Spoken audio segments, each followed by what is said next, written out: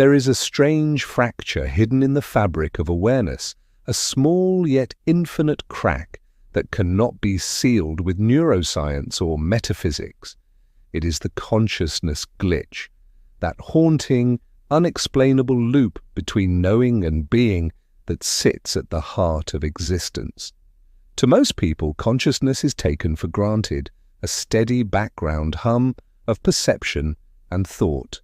But beneath that hum lies something uncanny, the realization that no matter how much we can describe about the brain, about neurons firing and chemical exchanges, the subjective feeling of being aware, the inner glow of experience, remains untouched. This feeling, the first-person spark, does not fit within the neat machinery of cause and effect. It emerges, it flickers, and it insists on being real, even though we cannot trace it to any identifiable source. It is a glitch in the system, an unresolvable paradox where the observer and the observed collapse into one another. Philosophers have spent centuries circling this enigma, each trying to name the ineffable. Descartes tried to ground it in reason. I think, therefore I am, as if the act of thought alone could justify existence. Yet what he really revealed was not certainty but mystery. If I can doubt everything, who or what is the I that doubts? Later thinkers tried to fix the glitch by locating it in matter or function. They said consciousness is just computation, an emergent property of information processing, or the result of evolutionary adaptation. But these models only describe what consciousness does, not what consciousness is. The glitch resists analysis because it is both the tool and the target of analysis. Every time we look for it, we are using the very thing we are trying to observe. It is like a camera turning on itself, endlessly looping through its own feedback, producing an image of an image until all that's left is static. This static is where human awareness begins to unravel. There are moments, fleeting yet deeply unsettling, when the self seems to flicker. Moments of derealization, déjà vu, or sudden disconnection from the flow of time. In those moments, we sense the machinery of perception grinding behind the scenes, the fragile scaffolding that holds reality together. We glimpse the possibility that consciousness might not be a smooth continuum, but a series of discrete frames stitched together by memory and attention. If this is true, then the seamless narrative of the self, the story of I, might just be an illusion produced by a glitchy mechanism constantly patching over its own gaps. The brain, in this view, is not a theater where consciousness watches the show, but a desperate improviser, always one step behind the performance, inventing coherence where none exists. Neuroscience, for all its sophistication, still stumbles when it comes to explaining this coherence. We can map brain regions that activate when someone sees a color, hears a sound, or feels emotion. But no scan can show us what redness feels like, what sorrow tastes like from the inside. The problem is not one of technology, it is ontological. We are trying to use third-person tools to measure a first-person phenomenon. It's like trying to see what vision looks like without using eyes. The consciousness glitch is precisely this misalignment, the gap between subjective experience and objective description. Every attempt to close it only deepens the paradox because the act of observation itself changes what is being observed. There are those who propose that consciousness might not arise from matter at all. Perhaps it is not a byproduct of the brain, but the fundamental substrate of reality itself. This is the premise of Panpsychism, the idea that consciousness is everywhere, woven into the basic fabric of the cosmos. If that is true, then the glitch is not an error, but a clue, a trace of the universe recognizing itself through us. Yet even this elegant hypothesis does not remove the mystery. It only relocates it. For if consciousness is fundamental, why does it take on such specific, private forms? Why does my awareness feel distinct from yours? Why do dreams have their own logic And why does memory sometimes betray us by erasing or rewriting moments we lived through? The glitch persists, mocking every theory that tries to smooth it away.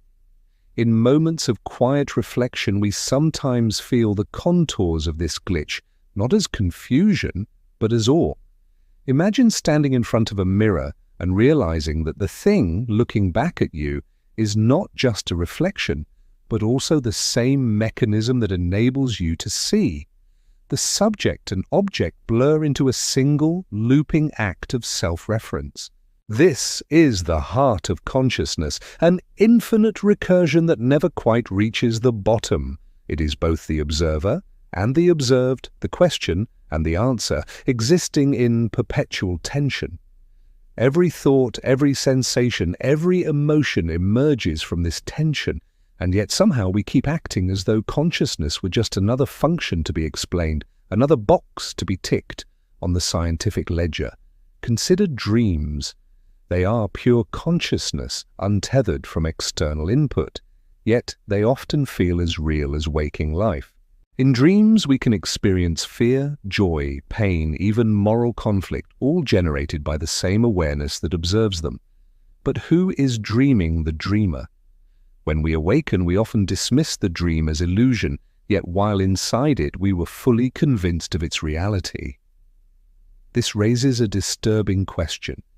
What if waking life operates under the same principle, a persistent simulation that we can never step outside of? The glitch may be the faint echo of that realization, the subtle awareness that what we call reality is not an external world, but an internally constructed model that our brains continuously update. Quantum physics offers another strange parallel. At the subatomic level, particles do not exist as definite things until observed. They hover in probabilities, collapsing into a particular state only when measured. This has led some thinkers to suggest that consciousness plays a role in shaping reality itself. Perhaps the glitch arises because we are both participants and creators in a universe that depends on our observation to exist in any definite form. But this idea, though seductive, creates an infinite regress. If consciousness makes reality, what makes consciousness? Each layer points to another, like a mirror reflecting a mirror, with no final surface to rest upon. The glitch also manifests in our perception of time. We experience time as linear, yet consciousness often slips out of sequence. A scent can transport us instantly into the past. A sudden insight can collapse years into a single moment. Neurological studies show that the brain processes sensory data in fragments before stitching them into the illusion of continuity. There is always a lag between the world and our awareness of it, a delay of mere milliseconds, yet enough to mean that we never experience the present directly. The now we live in is already a reconstruction, a shadow of the real. The consciousness glitch is this delay made visible, the quiet dissonance between what is happening and our awareness of it. There is another dimension to the glitch, its existential weight. If consciousness is the foundation of our identity, what happens when it fails? Memory loss, anesthesia, dissociation, or coma all reveal how fragile awareness really is.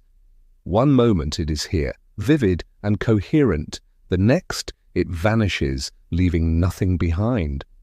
But where does it go? If consciousness were purely physical, we might expect it to fade like a dying signal. Yet those who return from unconsciousness often describe it not as absence, but as an instant leap, as if no time had passed. The continuity of the self survives even through discontinuity. It's as if awareness blinks off and back on without realizing it was gone. That blink, imperceptible yet absolute, may be the core of the glitch, the place where being itself disappears and reappears, defying causality. Art and mysticism have long tried to express what science cannot. Mystics describe moments of enlightenment where the boundary between self and world dissolves, revealing an undivided reality beyond thought. Artists, too, often capture flashes of this raw awareness, moments when the veil of perception tears and the world appears unbearably vivid. These experiences are not aberrations, but glimpses of the underlying glitch exposed. They reveal that consciousness is not a stable object, but a flux, a dynamic process of becoming. The glitch is the shimmer that appears when that process becomes self-aware, when the flow of experience turns inward to examine itself. The irony is that we spend our lives trying to avoid this awareness. The mind fills itself with stories, distractions, and identities precisely to smooth over the fracture. We construct a self to give continuity to our experience, to hide the discontinuity at its core. But sometimes, through meditation, trauma, or pure accident, the mask slips. The continuity shatters and we are left staring into the raw machinery of perception, a terrifying and beautiful nothingness. In that instant, the glitch becomes undeniable. There is no observer separate from what is observed, no solid I behind the flow of thoughts. There is only awareness aware of itself, looping endlessly, impossibly, like a snake swallowing its own tail. This is the consciousness glitch that nobody can explain, not because it is too complex, but because it exposes the limits of explanation itself. It is not a problem that can be solved, but a condition that defines what it means to be aware. To be conscious is to live with the glitch, to oscillate between knowing and unknowing, between being and observing.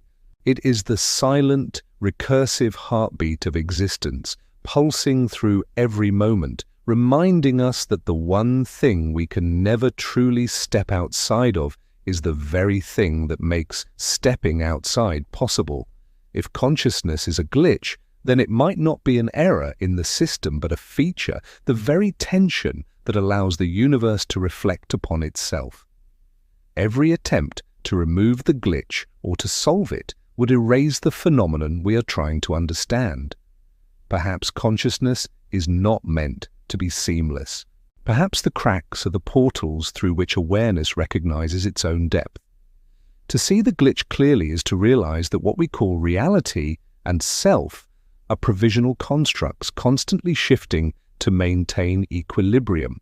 When that balance falters, when the loop reveals its edges, we experience the uncanny, the sudden sense that we are simultaneously inside and outside our own experience.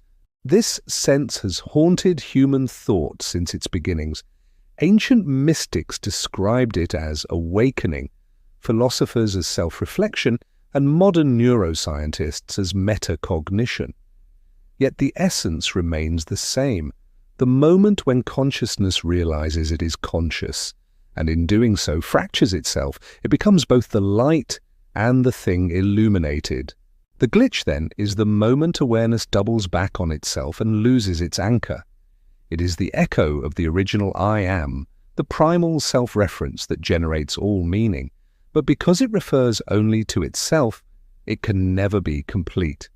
Like a word repeating until it dissolves into sound, consciousness, when examined too closely, collapses into paradox. In this collapse lies a strange freedom. If consciousness cannot be pinned down, then neither can the self. We are not fixed entities observing the world, but dynamic networks of awareness in constant flux. Each thought, each perception, is a new configuration of the same underlying field. The glitch is what allows transformation to occur, the momentary instability that makes change possible. Without it, consciousness would be static, a frozen mirror with nothing to reflect. But because it glitches, because it stumbles over its own reflection, it creates time, memory, and identity. Every lapse, every forgetting, every dream is part of this vast improvisation, a dance between chaos and coherence. Modern science may one day model consciousness mathematically, but, even then, the glitch will remain. Not as an unsolved riddle, but as the essence of what it means to know anything at all. Awareness cannot be reduced to information, because information presupposes awareness. The map cannot contain the territory because the map is drawn inside it. What we encounter when we look for the source of consciousness is not a mechanism but an abyss, a mirror reflecting infinity, and yet that abyss is not empty. It vibrates with the potential for experience, with the silent hum of being itself. The glitch is the shimmer of that vibration and the point where form and formlessness meet. It may be that the glitch is the most honest thing about us. It reveals that we are not separate from the world we perceive. The same energy that animates stars animates thought. The same uncertainty that defines quantum particles defines the boundaries of selfhood. When consciousness glitches, it shows us this unity by momentarily breaking the illusion of separateness. It is both terrifying and liberating because it means there is no true distance between the observer and the observed, no ultimate difference between mind and matter. There is only awareness unfolding itself in countless disguises, forever trying and failing to catch a glimpse of its own face. To live with this realization is to live without closure. There will never be a final theory of consciousness because consciousness is the condition of all theorizing. Every explanation arises within it, every question dissolves back into it. The glitch cannot be debugged because it is the source code itself, the recursive process that keeps reality alive. The only way to approach it is not through solving, but through witnessing. To watch how awareness arises, how it stumbles, how it recovers, how it keeps generating the illusion of a stable self from the fragments of sensation and memory. When we finally accept this, a new kind of clarity emerges. We begin to see that the glitch is not an imperfection, but a pattern, a rhythm woven into existence. It is the silence between notes that makes music possible, the pause between breaths that gives life its pulse. Consciousness, in its essence, is not a static state, but a continual act of balancing on the edge of non-being. The glitch is the shimmer of that balance, the eternal flicker between presence and absence, between knowing and mystery. And though nobody can explain it, it is the one thing that explains why anything can ever be experienced at all.